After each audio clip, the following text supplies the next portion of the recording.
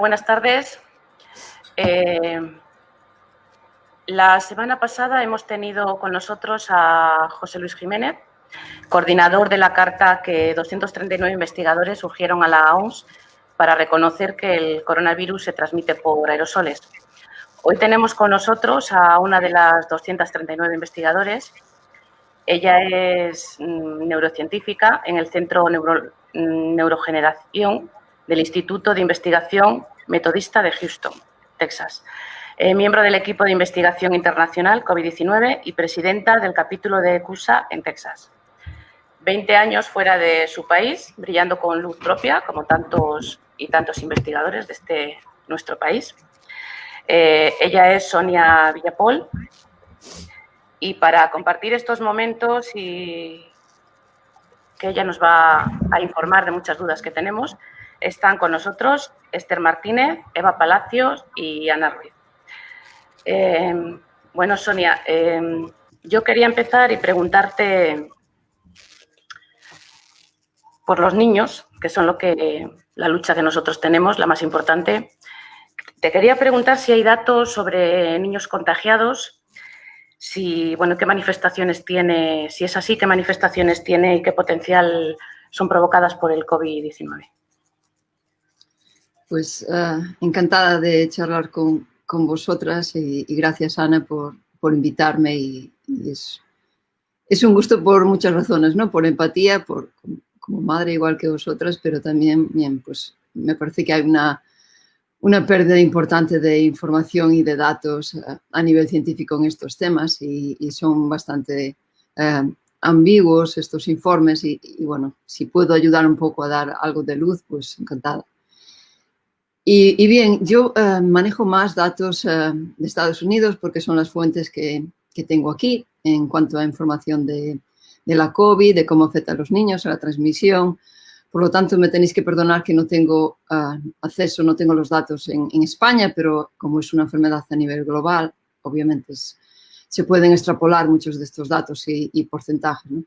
Y aquí los datos que muestra la Asociación Americana de Pediatría, pues muestran que sí, que los niños se infectan de la COVID, que transmiten, y el porcentaje ahora mismo, obviamente a nivel que fue transcurriendo la pandemia el año pasado, pues fueron aumentando y los casos de infecciones ahora mismo creo que están en 1.600.000, casi 2 millones de niños y niñas afectados que se infectaron de la COVID. Por lo tanto, es una incidencia alta, ¿no? Y hay hospitalización también. Afortunadamente, sabéis que los niños se descubrió que tienen una inmunidad innata que les protege en cierta medida de la gravedad de la COVID, por lo tanto el porcentaje de hospitalizaciones no se puede comparar a los adultos, afortunadamente, ¿no? Algo solo faltaría también. Pero sí hay hospitalizaciones, datos de hospitalizaciones en niños y desgraciadamente también hay datos de fallecidos. Aquí llevamos creo que alrededor más de 130 niños que perdieron la vida por la COVID. ¿Y qué secuelas puede dejarles a un niño neurológicas que...? Pues ahora mismo, por lo que sabemos, siempre cuando los científicos o científicas hablamos es con los datos que tenemos ahora en las manos, ¿no? Esto, nunca tenemos todo cerrado, porque siempre hay nuevos informes, nuevas publicaciones y hay que estar renovándose continuamente, eso es así. Por lo tanto, si escucháis algo que os diga hoy, pues es para hoy. Me preguntáis en 2 meses y a lo mejor es el mismo dato o cambia, pero sí es cómo funciona la ciencia y las investigaciones. Y a día de hoy hay algunas publicaciones, aunque son muy pequeñas, muy escasas, ¿no? Del número de niños que fallecieron o que contrayeron enfermedades neurológicas. Hay pocos. Hay un estudio que ahora que me acuerdo que fue internacional, que englobaba varios países, en Brasil, Estados Unidos y alguno en Europa. Y sí, afectó a niños, provocó 4 de estos niños en este informe, creo que era un total de 30 y algo niños. 4 de ellos habían fallecido por la COVID a consecuencias de problemas neurológicos. pero estos 4 que desencadenaron en fatalidades era por la combinación de otro tipo de enfermedades, como tenían la COVID y luego se juntó una infección, ¿no? Y luego ya se agravó la situación y desafortunadamente tuvo un final trágico. También hay problemas de epilepsia. Sabéis que el coronavirus puede afectar al sistema nervioso, por lo tanto, en los niños no. También los niños hospitalizados y enferman pues, también tienen esas consecuencias. Y había problemas neurológicos que afortunadamente se fueron recuperando por los casos que hay descritos. Pero eso es el mejor estudio que tenemos ahora en nuestras manos y es minúsculo, ¿no? Es menos de 100 niños y a nivel internacional es nada. Es una evidencia para decir que sí, obviamente puede pasar. Pueden tener problemas neurológicos durante el estado de hospitalización y puede acabar con mortalidad infantil. ¿Y qué opinión le merece, Sonia, que, por ejemplo, ahora mismo en mi comunidad tenemos restricción de movilidad, estamos en una incidencia que, mirada hoy en el gobierno de la región, del 18,9%, tenemos 22 municipios en transmisión extrema, 8 en transmisión muy alta, pero aún así el lunes, dando permiso a los niños para que lleven mantas y eso, el lunes se incorporan todos a clase. Faltando solo 5 niños por clase, claro. Y bien, por favor, tú no, Esther, ya lo has definido, has puesto los números encima de la mesa. Esto, cualquier científico que lo analice, la primera recomendación es lo que hay que recomendar. Obviamente los colegios no se pueden abrir, ¿no? Es una alta incidencia comunitaria.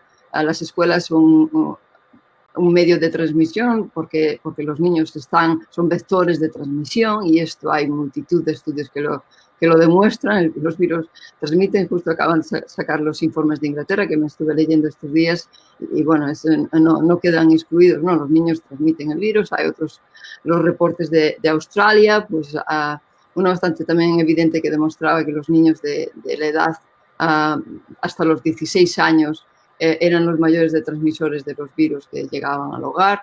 A partir de los 16 hasta los 12 eran uno de los mayores. De 12 a 16, se multiplicaba por 7. Pero bien, incluso así, los niños pequeños no eran excluyentes. Es decir, los niños transmiten, los niños son vías de vectores de la transmisión y me parece una aberración. Es decir, cuando la transmisión comunitaria está a ese nivel de alto, obviamente las escuelas son un medio para es que lo triste es que aquí, por lo menos en España, no estamos teniendo datos al respecto. Tenemos que guiarnos por lo que pasa en otros países, porque aquí la comunicación oficial es que los colegios son súper seguros, no hay transmisión y hay algún caso esporádico, pero no nos cuadra. Sí, no, esos datos pueden ser verdaderos porque es fácil, ¿no? Es fácil, ¿no? Cuando no haces pruebas, no hay datos. Sí, no hay pruebas, no hay contagios, es así de simple. Haces las pruebas y aparecen contagios, eso es muy obvio, ¿no? Pero bueno, a mí me parecen bastante escandaloso, ¿no? A nivel, desde el punto de vista científico de investigación, es decir, no tiene ni pies de cabeza, eso no tiene sentido. Y ya hay señales de eso, ¿no? La Sociedad de Pediatría Española de Pediatría lo lleva advirtiendo hace tiempo, ¿no? Dicen que los niños son un vehículo de transferencia del virus, ¿no? Y son silentes, es decir, no sabes si te están transmitiendo porque principalmente y afortunadamente son asintomáticos o tienen síntomas leves, disculpe, disculpa, es la costumbre. ¿Les consta que a pesar de que muchos de ellos son asintomáticos o muchos de ellos lo pasan leve, puede darse lugar a que, aunque no tengan patologías, lo puedan pasar grave? ¿Y qué secuelas se está viendo? Porque sabemos que en adultos se está viendo secuelas e incluso en gente de 20 y pocos años, deportistas que no tenían ningún problema y de repente están teniendo meses después un montón de de problemas físicos y serios, ¿en ellos también puede darse el caso? Exactamente, y ya lo has mencionado, ¿no? Yo creo que principalmente las madres tienen más sentido común que, obviamente, ¿no? Los niños, al estar contagiados, tienen el virus dentro, lo que pasa es que no presentan síntomas porque como tienen una respuesta inmune en el tracto superior del sistema respiratorio, pues como frena la respuesta inflamatoria. Y esa es una de las principales cuestiones de esta pandemia, como los asintomáticos se enferman, tienen problemas, puede que presenten un tipo de problemas en otros órganos, pero no presentaron síntomas, ¿no? Y eso es un enigma, pero hay algunas evidencias que indican que, por ejemplo, hay unas células en el tracto respiratorio, los macrófagos, y estas se encargan el virus se encarga de engañarlas, camuflarse de alguna manera para que escabullirse de esas células y que no se despierte el sistema inmune, la respuesta, y los niños se estén enfermos, ¿no? Eso es una explicación. Hay otro tipo de linfocitos, es decir, por suerte los niños tienen inmunidad innata más alta, a niveles más elevados que los adultos, y eso es la teoría que pensamos que el factor principal de por qué presentan síntomas leves y asintomáticos. Pero eso no significa que el virus no entre en el cuerpo, y el caso que comentaste es curiosísimo. Aquí lo estamos viendo con los estudiantes universitarios en Estados Unidos, que sabéis que cuando entran a hacer tipos de deportes tienen un montón de chequeos, aunque estén sanos o no. Es decir, si haces un chequeo y lo miras, algo encuentras. Si no miras nada, obviamente no hay datos, no hay problema, pero eso no significa que no existan, significa que no lo estás detectando. Y estos chicos, sí, es algo que me llamó mucha atención, ¿no? Pues pasaron la COVID asintomáticos o síntomas leves, y llegan los entrenamientos y las pruebas físicas y les hacen escáneres, ¿no? Le miran el corazón y le miran distintas cuestiones, ¿no? fisiológicas para empezar otra vez los partidos y empezar a jugar. Y encontraron eso, ¿no? Un porcentaje muy alto, sorprendentemente.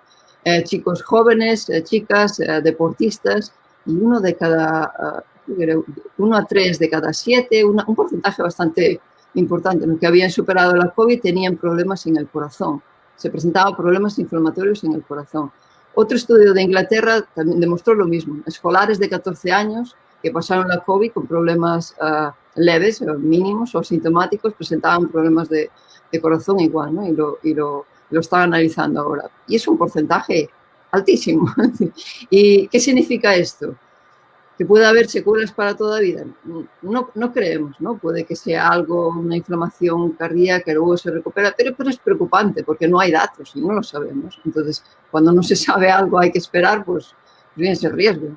Hay un grupo, a raíz de este problema, sobre todo hay un grupo también de madres como vosotras y bueno, que tocaron la puerta a los laboratorios y a los investigadores para que empezaran a analizar esto, y son de Inglaterra, ¿no? Se le llama el Long COVID in Kids, que significa que son los problemas, las secuelas de los niños que pasaron la COVID o bien hospitalizados o en casa, pero con fiebre alta durante muchos días, pues tienen COVID persistente, igual que los adultos, exactamente igual. Es que el virus estuvo a altos niveles, la carga viral fue muy alta en estos niños también, y el virus ataca a los órganos, da igual si son adultos como niños también, si penetran, ¿no? Y si realmente te afecta.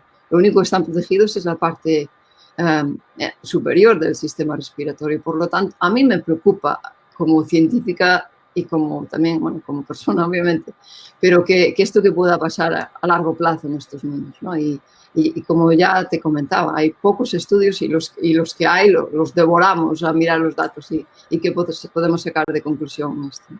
Sí, yo como último, y dejo a mis compañeras también, es que es una de las cosas que me llama la atención porque yo soy sanitaria de profesión. Entonces, a la hora de no tener datos efectivos o que, como bien dices, que no se sabe todavía a qué alcance llegan las cosas, lo que no entiendo es cómo no se está actuando con el principio de precaución. Claro, bueno, la ciencia tampoco lo entiende. Los políticos o las administraciones e instituciones tendrán que dar una respuesta. Obviamente, un criterio científico no lo tiene. Los informes presentados no tienen ningún tipo de criterio científico que avalen esas posturas. Y eso, bueno, por lo que he visto de momento te lo puedo asegurar, ¿no? Es decir, no comentarte, ayer mismo un amigo que es un profesor en un colegio en Galicia me pasó el informe que tenía la consellería como curiosidad, ¿no? Porque no entendía por qué los niños a menos de 10 años no estaban excluidos de hacer la PCR. Y bueno, pues bien, a ver, pásame el informe técnico, a ver qué se comenta ahí. Y me llamó tanto la atención, un informe técnico, científico, pero las referencias aportadas eran de datos. Obviamente era un documento bastante manipulado porque presentaban datos de infecciones cuando la incidencia era bajísima, de enero a marzo, de enero a abril, y en países que obviamente tomaron posturas en esos momentos antes del verano y que cambiaron completamente la postura en la apertura de las escuelas, ¿no? Ahora en diciembre y en noviembre. Es decir, y este informe lo presentaron en octubre, ahora aquí, en octubre o a principios de noviembre. Es decir, ningún panel de científicos con mínimo criterio aprobaría ese informe, ninguno. Y si no, es falso. Y con eso no es un aval. Es decir, si quieren hacer las cosas con rigor, hay que hacerlos con rigor. Y eso es engañar a la gente desde mi punto de vista. Y hablo con completa confianza y después de estar en comités de evaluación científicos, después de tener trayectoria científica en distintos países y estar en paneles de revisión de propuestas de investigación en Estados Unidos y reviso proyectos para España, es decir, 100% seguro, ¿no? Curiosamente, en este informe había algo que me llamó también mucha atención. Pusieron una referencia de la Asociación Española de Pediatría en cuanto a que los niños, decían que este informe, que este artículo que decía que los niños no eran un problema en la apertura de las escuelas y las escuelas eran seguras. Si vas a esta referencia, y eso lo podéis leer, pues bueno, obviamente es abierto, no tiene restricción del código, es un documento público, y dicen, leo textualmente, porque me llamó bastante la atención, es importante destacar que los niños parecen infectarse de forma similar a los adultos, pero que al expresar de forma más leve los síntomas asociados a la infección, no se limita el contacto con otros niños o adultos, siendo potenciales fuentes de transmisión silente. Además, el modo de interactuar de los niños es ya de por sí un factor de riesgo, con un contacto físico constante y con las medidas higiénicas más complejas de implementar. Es decir, con esto llamo la atención que no creo que la Asociación de Pediatría Española, americana, o cualquier grupo científico, cualquier tipo de investigador o científico o profesores de universidades que analicen estos datos, van a hacer una recomendación que no sea fuera de las evidencias científicas, ¿no? Es el primer punto. Y segundo punto, no se puede engañar a la gente poniendo una referencia y luego vas a ella y miras que es completamente contrario a lo que están diciendo.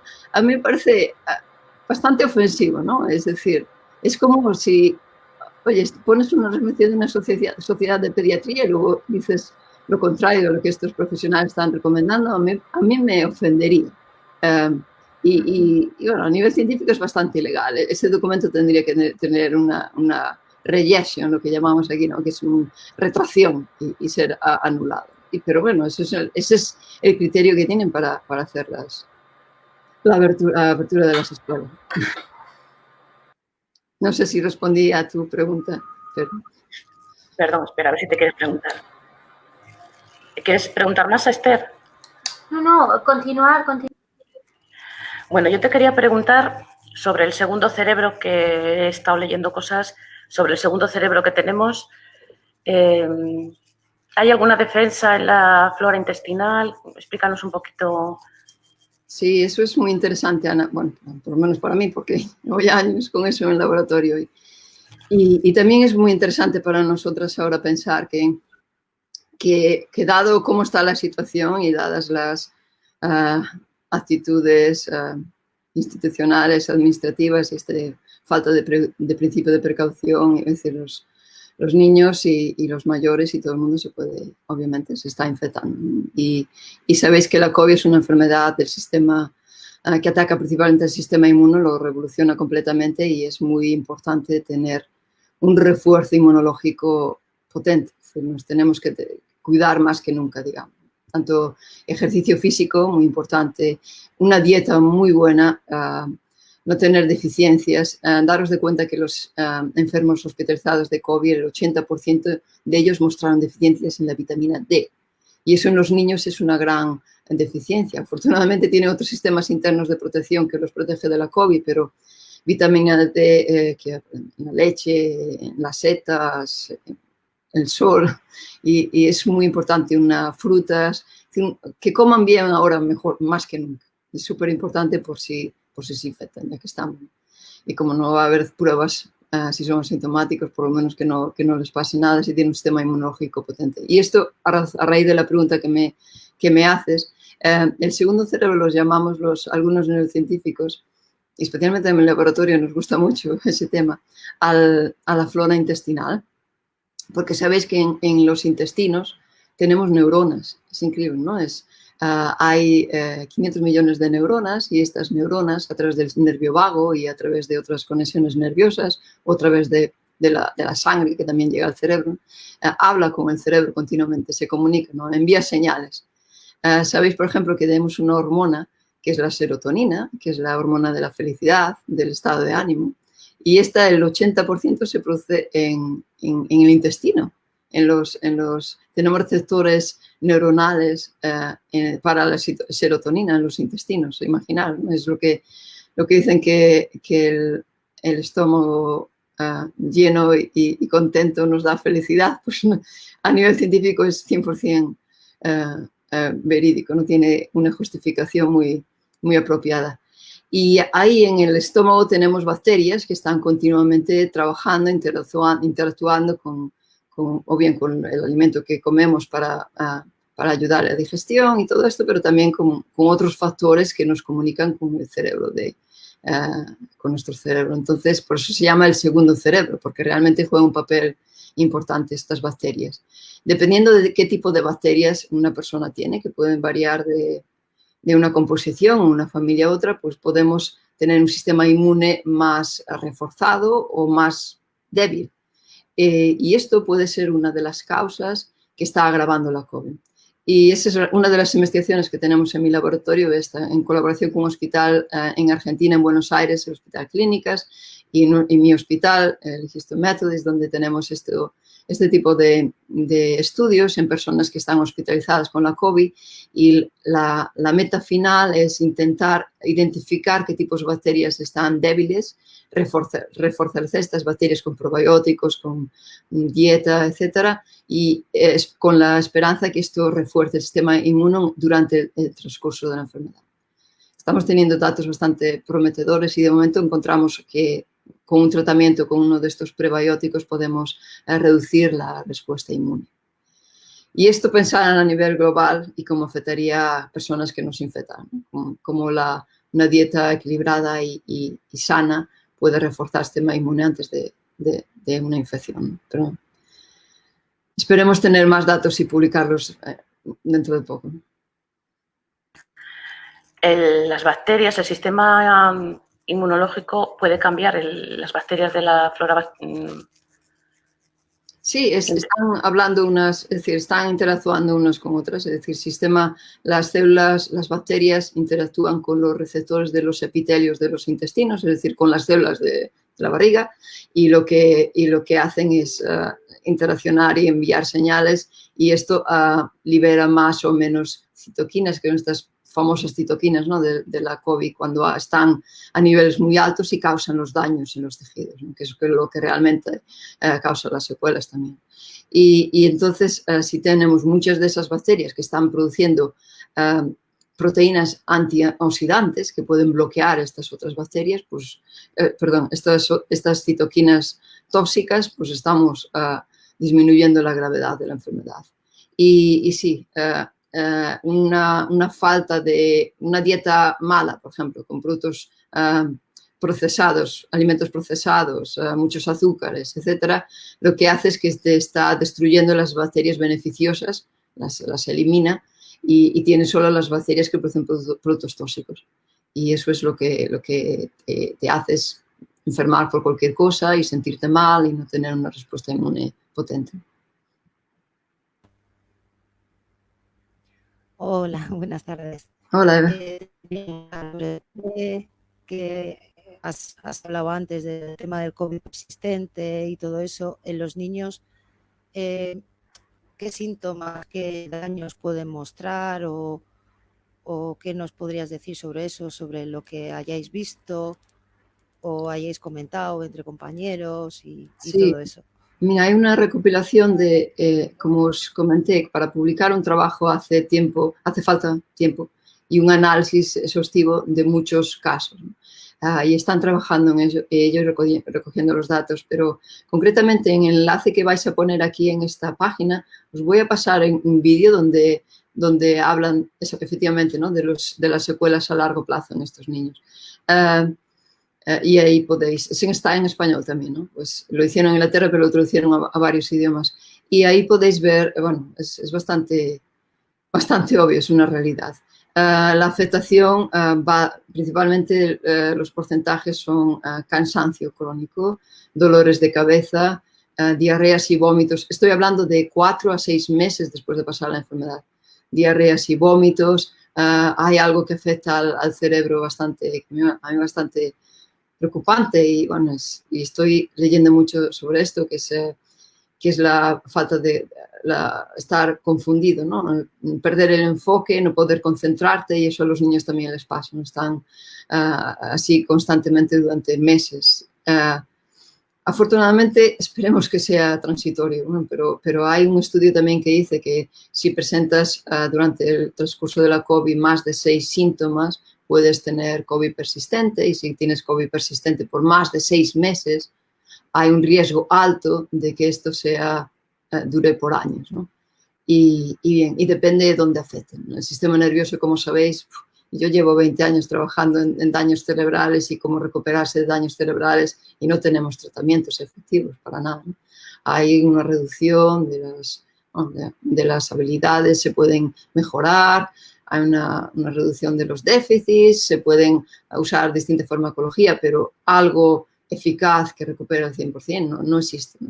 Y hay para rato investigación sobre eso. Por lo tanto, el cerebro es un tema, es un órgano delicado, ¿no? Y no hay muchos tratamientos efectivos. Por lo tanto, cualquier cosa que pase a nivel neurológico estaría bien que se solucionara de por sí lo antes posible, ¿no? Y que no haya secuelas a nivel más crónico. Y bueno, hay casos de epilepsia relacionados y bien. Afortunadamente son escasos. Si por ejemplo, niños hospitalizados, hay un porcentaje bastante escaso en comparación con los niños infectados. Creo que los valores de Estados Unidos es 1.7% de los niños que contraen la COVID necesitan hospitalización. Pero también sabéis que el síndrome multisistémico y esta enfermedad tan grave que afecta más a los niños de COVID que a los adultos puede traer secuelas, ¿no? Y eso es bastante preocupante. No sé si respondí a tu pregunta, pero creo que para hablarte de porcentajes exactos hay que esperar por estudios que están realizando ahora. Pero sí, existe sin duda, sí. Sí, bueno, aquí la verdad que muchos datos no tenemos de ingresos de niños y de muchas otras cosas. Creo que perteneces, por lo que he leído, a un comité internacional sobre la COVID, que estáis bastantes expertos, compañeros. ¿Qué noticias llegan de tus compañeros de otros países o qué nos podrías comentar? Y no sé, un poco sobre las nuevas cepas que están saliendo, la británica, que dicen que afecta mucho más a los críos. Y bueno, pues todo lo que nos puedas decir. Sí, este grupo nos empezamos a reunir en marzo y tenemos distintos comités, ¿no? Yo soy la responsable del comité neurológico y hay neurocientíficos y neurólogos y pediatras también de distintos países del mundo que están involucrados más. Básicamente lo que hacemos es reunir información, compartir información, pero también si hay datos clínicos. Por ejemplo, tenemos un grupo en Italia que nos pasó siempre durante toda la pandemia muchísimos datos en Italia. salieron muchísimos datos para entender la enfermedad, ¿no? Y estos me pasaron bastantes datos a nivel neurológico. También tenemos otro grupo de pediatría que está dirigido, ese grupo lo está llevando una doctora de Penn University y también manejan los datos de niños de hospitalizaciones. Por ejemplo, nos reunimos cada semana, entonces cada semana discutimos solo de un tema o en general de muchos y bueno, los datos últimos que hay, por ejemplo, en cuanto a transmisión, en las últimas 2 semanas aquí en Estados Unidos, desde el último mes, pongamos, ¿no? Desde Thanksgiving, que fue finales de noviembre, pasadas todas las Navidades y a fecha de hace unos días, el último reporte fue el 4 de diciembre, se mostró un 22% de aumento de contagios en niños. A mí me parece bastante alarmante porque, bueno, también coincidió durante las fechas de finales de escuela y es hasta datos de ahora de diciembre, ¿no? Entonces fue finales de escuela cuando los niños estaban en la escuela y cuando pasaron las Navidades con las familias. Y bueno, obviamente los niños se contagian, los niños son factores de transmisión bastante altos, no sé si visteis los pocos informes que hay en niños de cargas virales desde niños de 5 años, estos datos de Alemania que habían sacado que tenían una carga viral hasta 100 veces superior que pacientes de COVID hospitalizados y niños con síntomas leves. Es decir, hoy en día no hay ninguna evidencia que demuestre que esos niños no contagian. Eso sí que tanto se puede decir de una manera como de otra, ¿no? ¿Qué significa eso? Que si no haces las pruebas ni los estudios no lo vas a saber. Y hay muy pocos estudios de secuenciación. Es cierto, totalmente cierto lo que dices. Nosotros conocemos los grupos de España, estamos colaborando con Fernando González en Valencia desde hace meses, ¿no? Estamos mirando las secuencias de los genomas recogidas en España, colaborando con él, ayudando en esos estudios. Los grupos de secuenciación lo miran y hay grupos, por ejemplo, en la Universidad de Vigo, que también tenemos colaboración con David Posada, que también estamos mirando las secuencias de grupos de allí. Es decir, ¿por qué se miran las secuencias? Para analizar la transmisión, porque hay para dar con el origen, ¿no? Saber dónde empezó la transmisión del virus. Y eso es lo único efectivo que hay para decir si los niños se contagiaron en la escuela o en la casa. Para saber eso tienes que comparar los genomas de las cargas virales de los virus de cada persona, de los padres, de los abuelos y de los niños. Y que yo sepa de estos estudios en España no vi ninguno, y sí, a lo mejor me equivoco, pero no, de momento no vi ninguno que se hayan hecho en España, a no ser los datos que de estos colegas que mencioné que estamos analizando de momento, ¿no? No, desafortunadamente no hay muchos estudios, pero son evidencias que como comentábamos antes, por principio de precaución tienes que evitar porque existe una transmisión. Y en cuanto a lo de la cepa, sí, hay algunos reportes, algunos trabajos que especulan que sí, que hay, obviamente que se transmite más, dependiendo del porcentaje, depende del estudio, es obvio, ¿no? Favorece la transmisión, la nueva cepa, ¿no? Se transmite más eficazmente, un 50%, 70%, ya veremos cuáles son los datos finales. Que si los niños transmiten más el virus de esta cepa, bueno, pues si hacemos un equivalente, puede que sí, ¿no? Porque si son más efectivos en la transmisión, al ser vectores de transmisión silente, porque no presentan síntomas, pues nadie sospecha de ello, puede que sí, ¿no? Que sean una fuente principal de...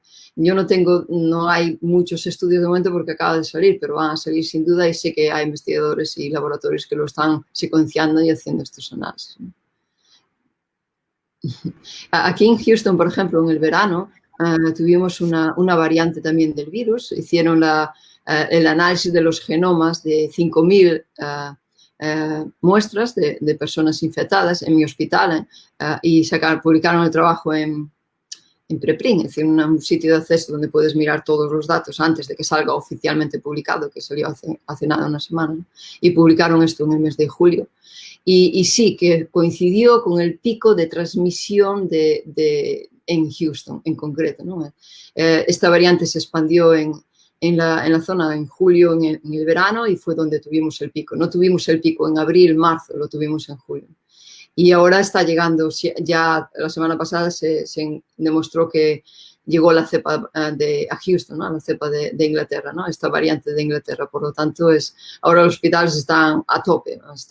La incidencia y la transmisión está muy alta aquí ahora otra vez, ¿no? Estamos con la tercera ola.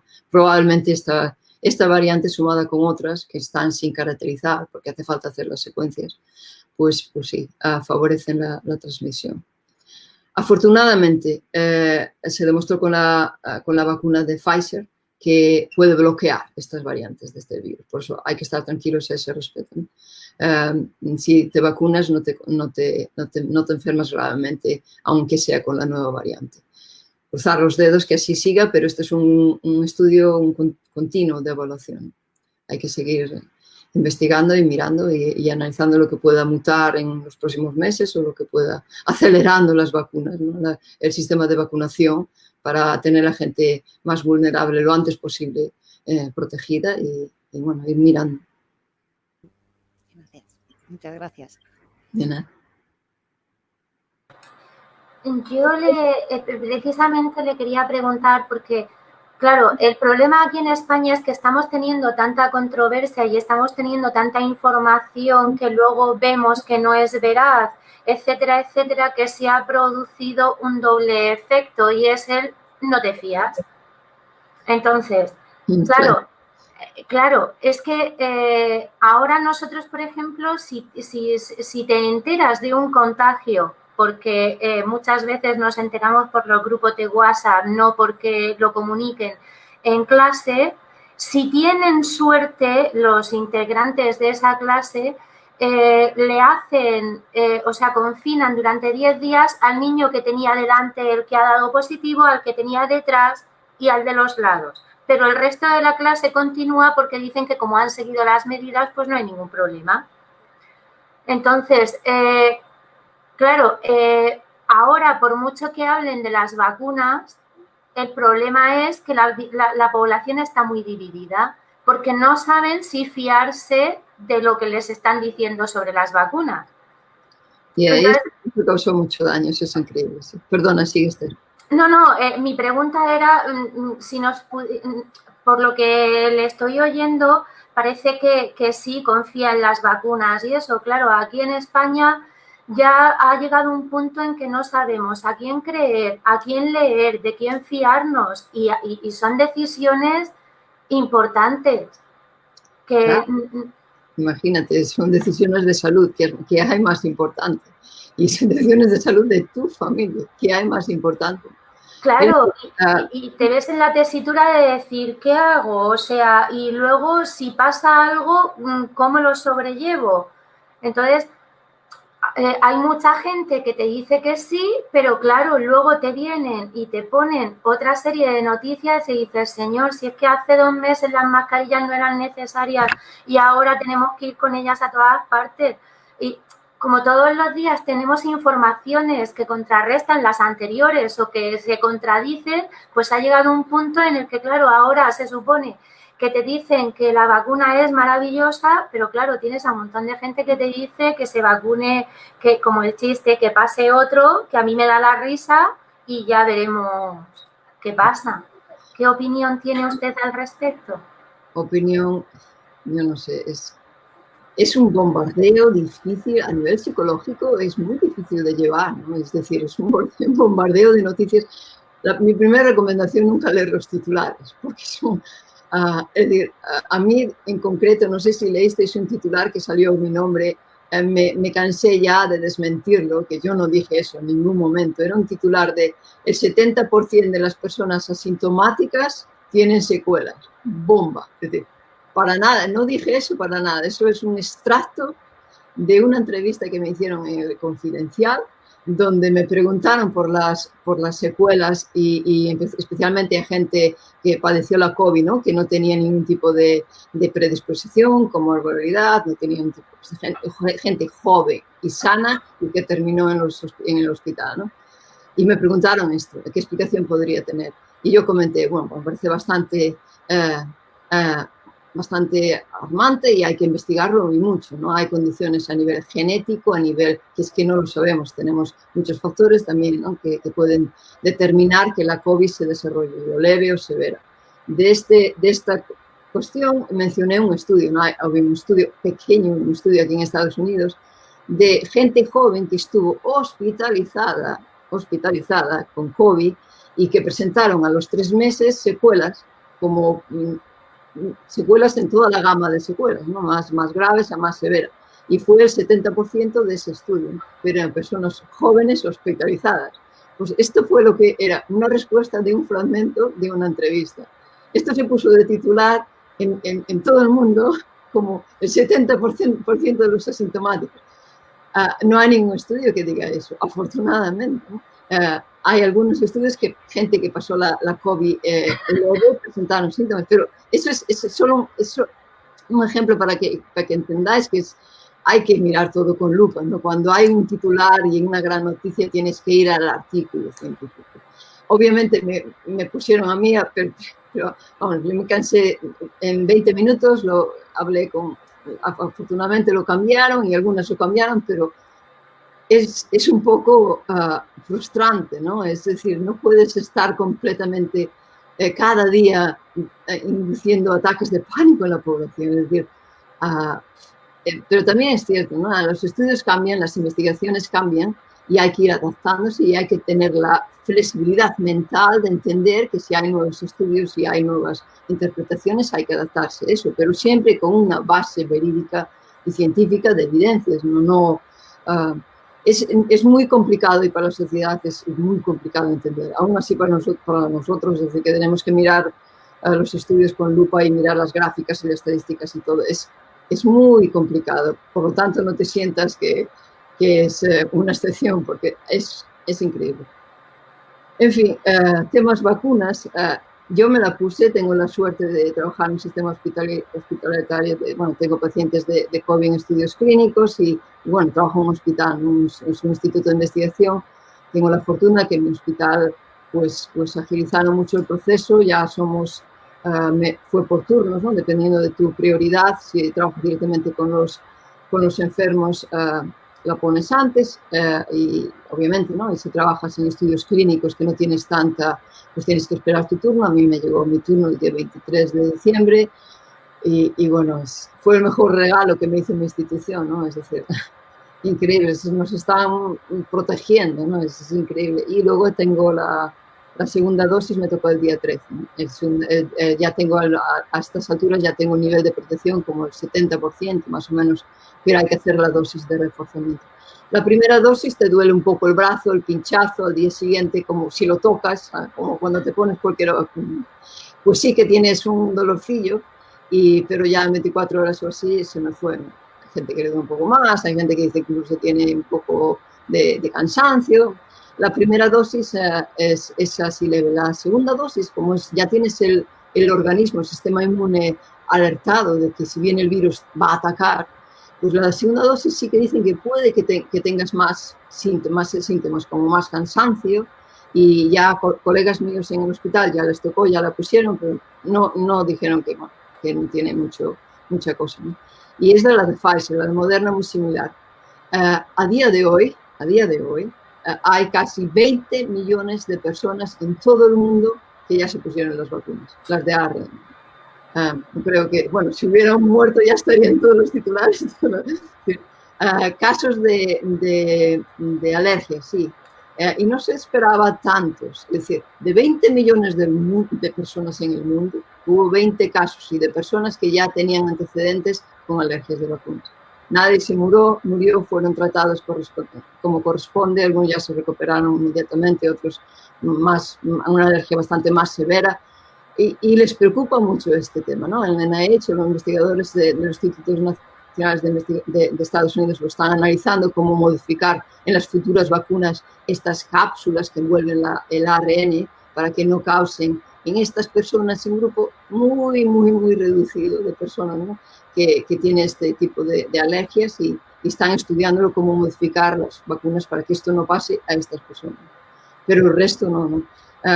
Secuelas a largo plazo de las vacunas, hablé bastante de esto, pero es decir, esto es un estudio continuo, está en la fase de emergencia ahora para administrarlos porque hay muchos contagios, pero te aseguro que están con los ojos puestos en todos los análisis, a nosotros nos dieron una hoja para rellenar, ¿no? Cómo fueron nuestros síntomas. Todo esto va a una base de datos, esto todo lo analizan a nivel global y si tienen un mínimo indicio de que algo malo va a pasar, avisan y se para todo, porque son personas que llevan muchos años en la Federación Americana de Alimentos, en otras instituciones, son científicos buenos y de carreras, ¿no? Analizando eso. Por lo tanto, hay que estar muy convencidos y no pasa nada. Tuvieron un detalle de decir, bueno, algo de precaución muy importante, ¿no? Si una vacuna, las vacunas anteriores que eran hechas con otro material, menos certificado, más diferente, no eran tan buenas como estas a nivel de tecnología y de manera de que se hacen, presentaron algunas secuelas en algunos enfermos, un porcentaje muy bajo, pero sí. Y bien, fue antes de los 2 meses. Por lo tanto, siempre están barajando estas vacunas actuales de la COVID. Lo que hicieron fue esperar 2 meses hasta la última dosis, hasta la administración de la segunda dosis en los pacientes, en los participantes de los ensayos clínicos, hasta esperar 2 meses para observar si pasaba algo, ¿no? Y ya hace muchos meses que están administrando. Como no observaron que pasaba nada y la eficiencia y la eficaz y la seguridad de las vacunas alcanzó esos porcentajes, pues es cuando determinaron que tenían que tener la aprobación. Es un ejemplo para decir que no os podéis imaginar todo el empeño que hay en observar estos datos y analizar cada mínima circunstancia para asegurar que las vacunas son seguras, ¿no? Yo estoy esperando que llegue el día 13 para ponerme la segunda y muy contenta y muy agradecida, ¿no?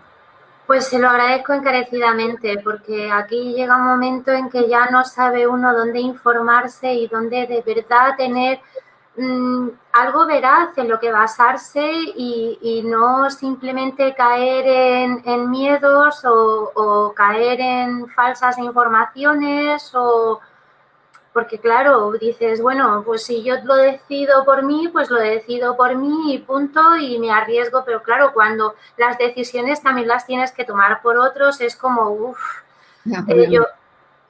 y se lo agradezco encarecidamente, porque me imagino que igual que yo habría mucha gente de España que diría, señor, ¿qué hago? Y no sabes qué empatía tengo y no sabes cómo te entiendo, porque aún a mí a veces caigo en algún titular, ¿no? Y es un bombardeo de información exagerado, ¿no? Es exagerado, no sé, está bien, a mí me gusta que la gente esté informada y fue para mí como, bueno, para nosotros los científicos, es decir, finalmente hay titulares en los telediarios que solo hablan de ciencia, por fin, ¿no? Es decir, ya el fútbol quedó a la segunda banda, por fin, ¿no? Pero bien, de esa ciencia también sale la pseudociencia, ¿no? Y hay que saber muy bien la fuente, a quién estás escuchando, qué datos tienen, de dónde salió estos datos. Incluso también yo quien soy más crítica es con los científicos, obviamente.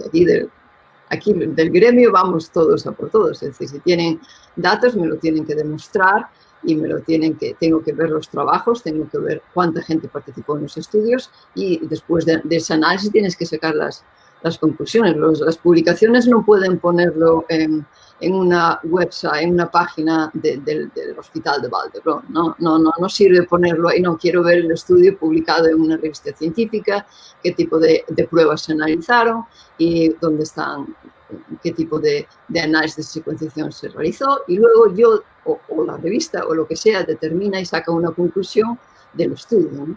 No es un titular en un artículo de prensa o en una página web que bien, no deja de ser una opinión, ¿no? Y no nos podemos mover y tomar opciones por opiniones, nos tenemos que tomarlas por datos y datos bien analizados.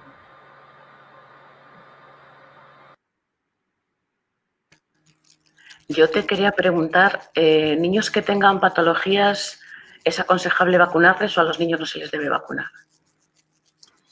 Mira, por ejemplo, aquí te cuento, trabajo en el Texas Medical Center. Aquí tenemos un hospital que es el Texas Children's Center, Hospital, que es enorme, ¿no? Este hospital creo que tuvo alrededor más de 1000 niños con COVID este año y el año pasado. Y bien, están enviándonos a la gente, a los padres, las recomendaciones de vacunación. Sabéis que para los niños de momento no hay. Se espera que, por ejemplo, la vacuna de Johnson & Johnson está más enfocalizada para aplicar a los niños. La Moderna ya tiene ensayos clínicos con niños, con 5000 niños. No creo que vaya a haber mucho problema para que tengamos vacunas pronto para los niños y espero, ¿no? Porque no es solo por reducir la transmisión, pero también para que estén protegidos, porque no sabes, sobre todo los que son vulnerables, ¿no? Es una cuestión de dosaje, más bien, creo. Lo van a estudiar y probablemente prueben 2 dosis, a lo mejor no necesitan una concentración de ADN en la dosis de la vacuna tan alta como mayores. Hay que mirar la tolerancia, hay que hacer los estudios bien antes de recomendarlo. Cuando terminen esto y saquen las conclusiones, y ya llevan meses, ¿no? Meses metiendo a niños participando en estos estudios y están analizando datos. Pues cuando nos lo digan las entidades competentes de autorización de las vacunas y de reguladoras de las vacunas, pues obviamente estaremos encantadas de tener vacunas para niños y especialmente para los vulnerables. Es decir, personas adultas aquí en los hospitales, ya en Houston, ya terminó la primera fase de vacunación de las gentes de los sanitarios, de las residencias, y ahora a partir de este lunes empiezan las vacunas al público en general con mayores de 75 años y luego ya van reduciendo, ¿no? Hasta los 64 años y otro de los grupos prioritarios son personas con vulnerabilidades. En mi hospital, si van a la página ya lo pueden ver, ¿no? Ya los pacientes de mi hospital pueden pedir cita para vacunarse. Y eso es muy importante. Si hay alguien que tenemos que vacunar y proteger es la gente vulnerable. Todo tipo de vulnerabilidades, ¿no? De pacientes crónicos, aquí, por ejemplo, hay algo muy, muy controvertido también la aprobación de las vacunas, es a nivel de embarazadas. No sé, no hay ningún tipo de sospecha que pueda atravesar la placenta. Es decir, no hay muchas evidencias, pero todos los expertos dicen que recomiendan que se vacunen, ¿no? Y la aprobación de las vacunas no lo prohíben. Es más bien una cuestión de recomendación a nivel de tu médico, de tu interpretación y por qué se deja un poco así. Bueno, no hay muchos estudios de embarazadas que se vacunaron, en fin, muy pocos, ¿no? Por lo tanto, se recomienda, pero yo ahí ya no sé, no puedo decir nada porque no me puedo basar en ningún estudio. Pero sí, de las personas que tienen patologías o son vulnerables, sí, porque hay estudios, ¿no? Hay un porcentaje de 20% en un tipo de comorbilidades, se metieron personas mismo con obesidad.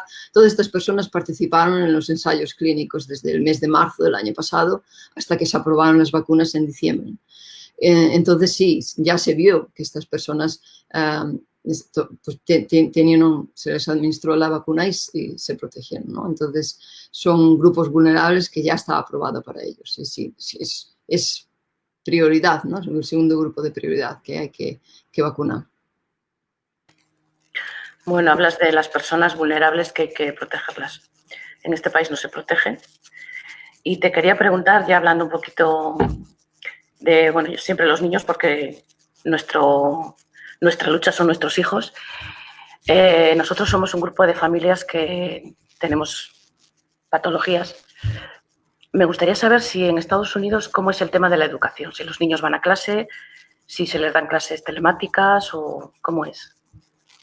Pues mira, afortunadamente este país es un país bastante libre en cuanto a ese tipo de libertades. Y esto cuando lo comento a mi familia, a mis amigos en España, pues bueno, claro, sí tiene los pros y los contras, ¿no? Tienes la libertad para hacer más o menos lo que quieras, pero esto también es un peligro cuando haces cosas malas, ¿no? Tema armas, etc. En cuanto a las escuelas, los procedimientos de Estados Unidos aquí lo que determinaron, y ya desde antes de verano, ¿no? Fue que la abertura de las escuelas tenía que seguir principios epidemiológicos, de estudios epidemiológicos, de la transmisión comunitaria, ¿no? Es decir, si la transmisión donde vivas a un momento X es de un porcentaje por cada 100.000 personas, pues tienes unos criterios de abertura de las escuelas acorde a esto, con el único objetivo de reducir la transmisión comunitaria, ¿no? No puedes tener una transmisión alta como la que hay ahora en España y abrir todos los colegios, porque eso es una bomba, ¿no? Eso es favorecer la transmisión. ¿Qué haces cuando la transmisión es alta, como está haciendo Alemania? ¿Qué hace? Cierra los colegios para reducir la transmisión. Obviamente, repito, los niños, y ya esto lo dice la Sociedad Española de Pediatría, son una fuente de transmisión del virus silente. No los ves, pero transmiten, se lo están diciendo desde casa, ¿no? Por lo tanto, me parece una opinión, una aberración y lo baso en publicaciones científicas. Entonces, aquí dependiendo del nivel, va por distintos niveles de abertura de las escuelas. Y si tienes una transmisión comunitaria roja, no puedes abrir porque tienes muchos contagios de un momento. Luego baja naranja, amarillo y verde. En verde es que tienes un caso al día de contagios cada 100.000 habitantes. Entonces, se piensa que el riesgo es bajo, pero puedes abrir, pero con condiciones de mascarilla, distancia, ventilación, etcétera, ¿no?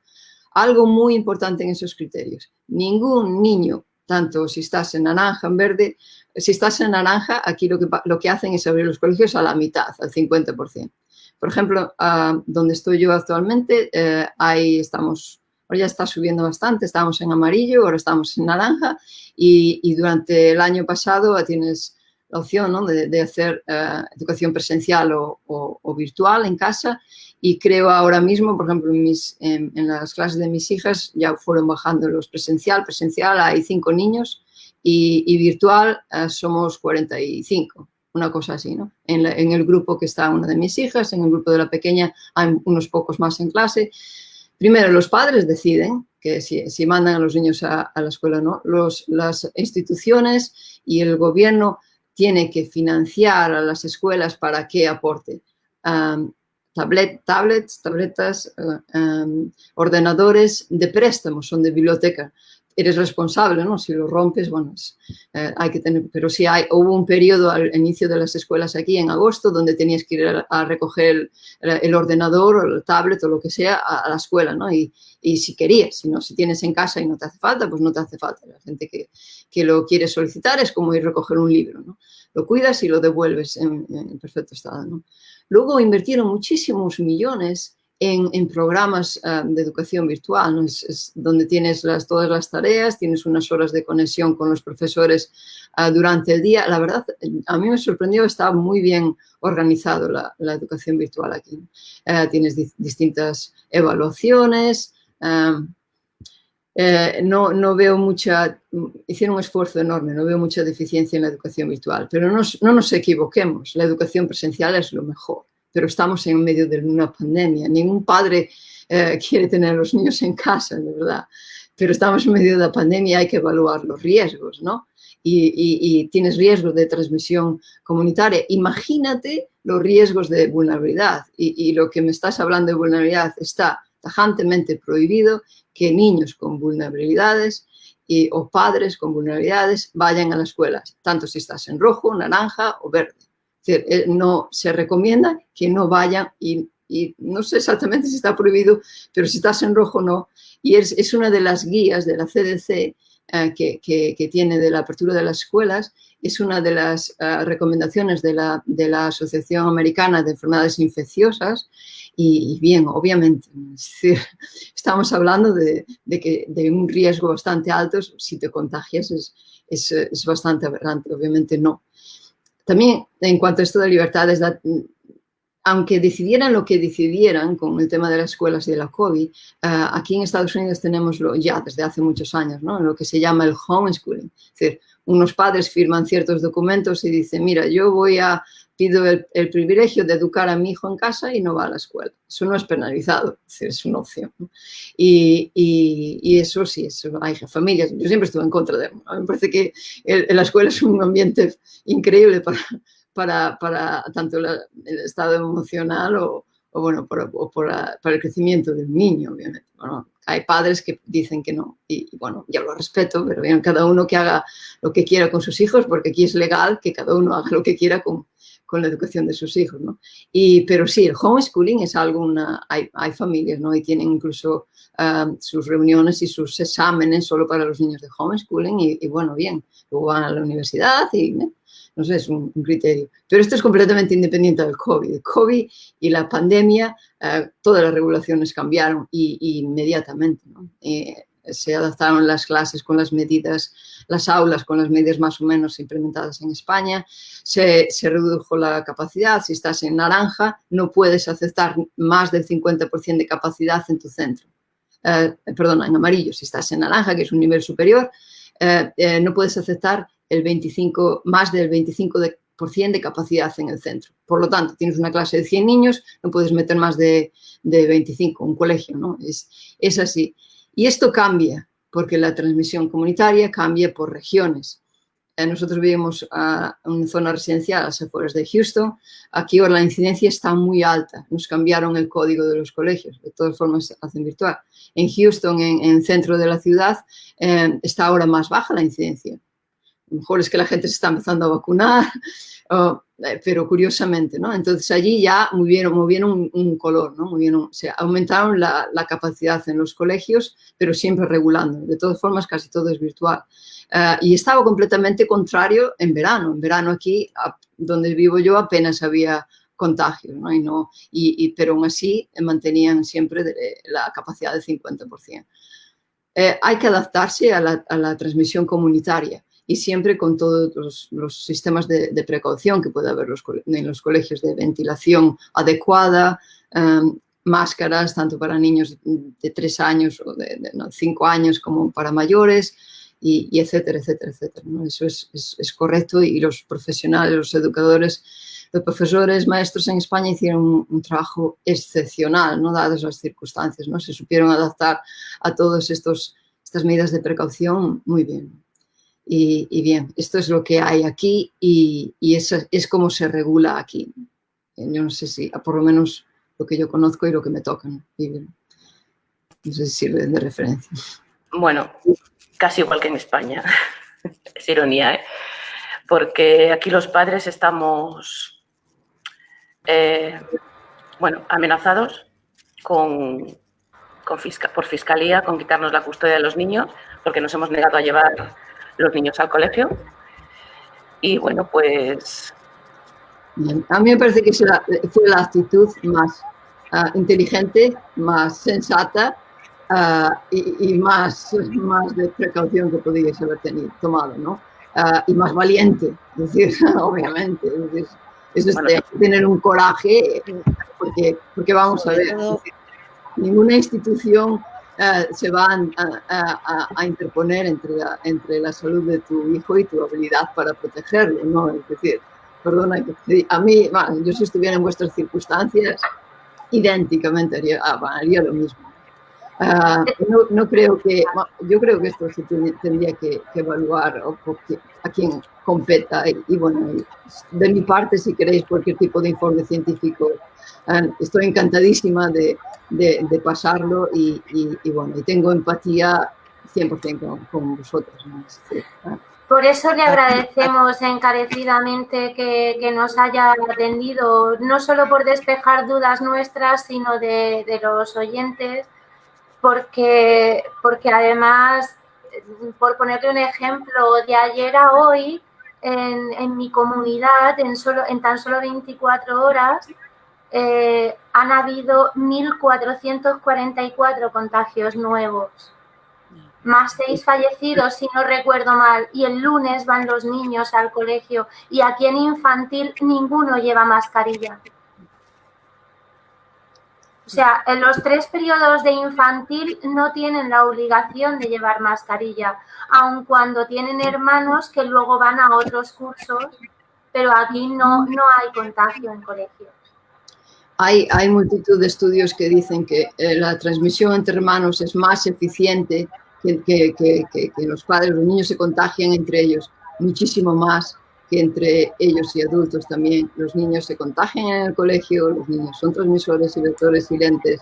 Estos niños que fueron a la cabalgata de Reyes el día 6 tienen un periodo de máxima infectividad el día 12, el día 11, aunque sean asintomáticos. No sé, te puedo escribir un informe de 100 publicaciones científicas que pueden contradecir esas actitudes. Es que no sé, a mí me parece bastante aberración.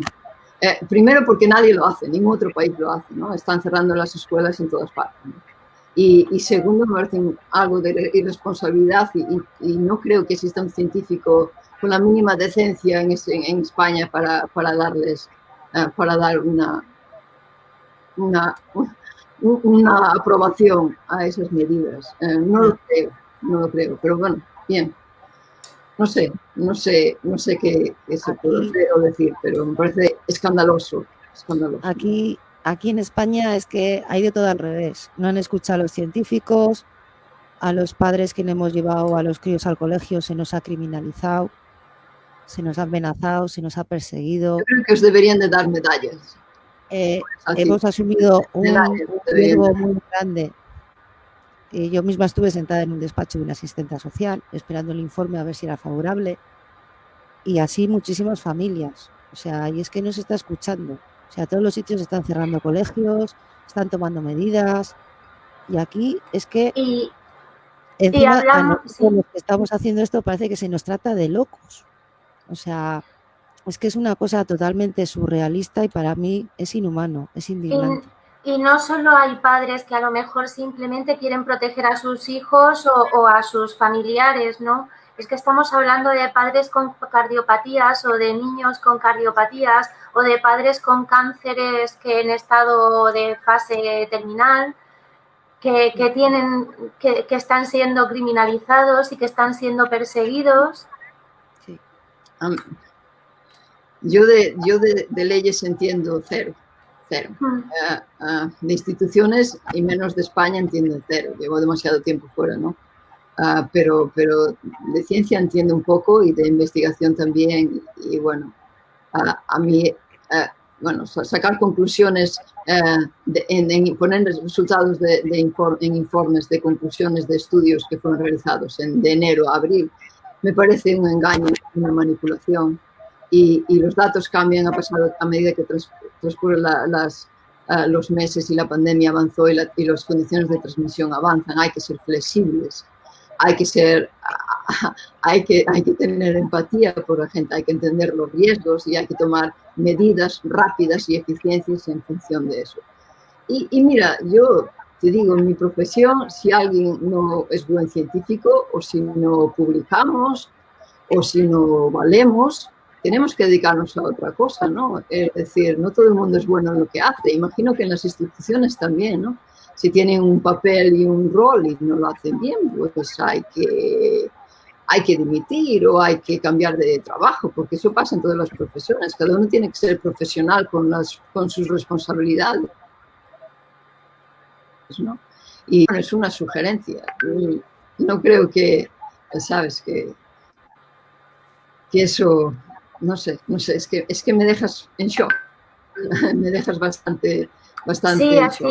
así llevamos nosotros prácticamente un año, porque además siempre dijimos que no lo hacíamos, que no éramos padres rebeldes, que no éramos padres, todo lo contrario, queríamos sumar y decir, bueno, pues si de una clase hay 3, 4, 5 padres que pueden acceder a tener a los niños o hacer el esfuerzo de tenerlos en clase, son menos niños que diga en casa, son menos niños en clase y va en ayuda de aquellos que sí tienen que tener la necesidad de tener, o sea, que era un poco y de repente pues como que nos convertimos y hemos tenido que aprender sobre leyes sobre la marcha, sobre informes sobre la marcha, porque no nos ha quedado otra, no porque quisiéramos decir, bueno, es que hoy me he levantado y no tengo otra cosa que hacer y voy a ver si doy el follón, no.